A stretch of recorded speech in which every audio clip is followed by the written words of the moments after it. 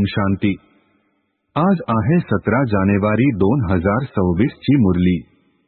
महावाक्य आहे, गोड मुलांनो, जेव्हा हा भारत स्वर्ग होता तेव्हा तुम्ही लख्ख प्रकाशामध्ये होता।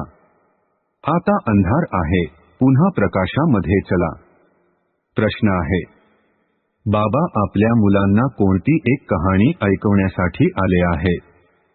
उत्तर आहे, बाबा म्हणतात, गोड मुलांनो, मी तुम्हाला 84 जन्मांची कहाणी ऐकवतो। तुम्ही जेव्हा पहिल्या जन्मामध्ये होता तेव्हा एक दैवी धर्म होता। मग तुम्ही 2 युगानंतर मोठमोठी मंदिरे बनवली आहे, भक्ती सुरू केली आहे। आता तुमचा हा अंताच्या देखील अंताचा जन्म आहे। तुम्ही बोलावले, दुःख हरता, सुख करता, या आता मी आलो आहे। धारणेसाठी मुख्य सारांश आहे, 1. आत्म्यामधून वाईट संस्कारांना काढण्यासाठी देही अभिमानी होऊन राहण्याचा अभ्यास करायचा आहे।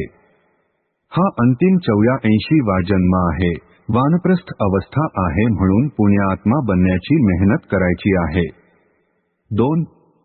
देहाच्या सर्व नात्यांना सोडून एका बाबांची आणि आपल्या राज्याची आठवण करायची आहे।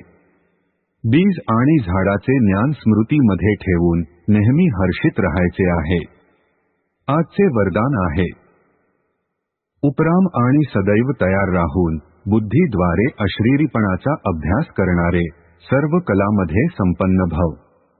स्पष्टीकरण आहे, जसे सर्कसमध्ये कला दाखवणाऱ्या कलाबाजचे प्रत्येक कर्म एक कला बनते। ते कलाबाज शरीराच्या कोणत्याही अवयवाला जसे पाहिजे, जिथे पाहिजे, जितका वेळ पाहिजे तितके मोल्ड करू शकतात। हीच कला आहे। तुम्ही मुले बुद्धीला जेव्हा पाहिजे, जेवढा वेळ पाहिजे, जिथे स्थित करायचे आहे तिथे स्थित करा, हीच सर्वात मोठी कला आहे। या एका कलेद्वारे 16 कला संपन्न बनाल। यासाठी असे उपराम आणि सदैव तयार बना, जेणेकरून आदेशाप्रमाणे एका सेकंदामध्ये अशरीरी बनाल। युद्ध करण्यामध्ये वेळ जाऊ नये। स्लोगन आहे, सरळ स्वभाव आणि सहनशीलतेच्या गुणाला धारण करणारेच खरे स्नेही आणि सहयोगी आहे। ओम शांती।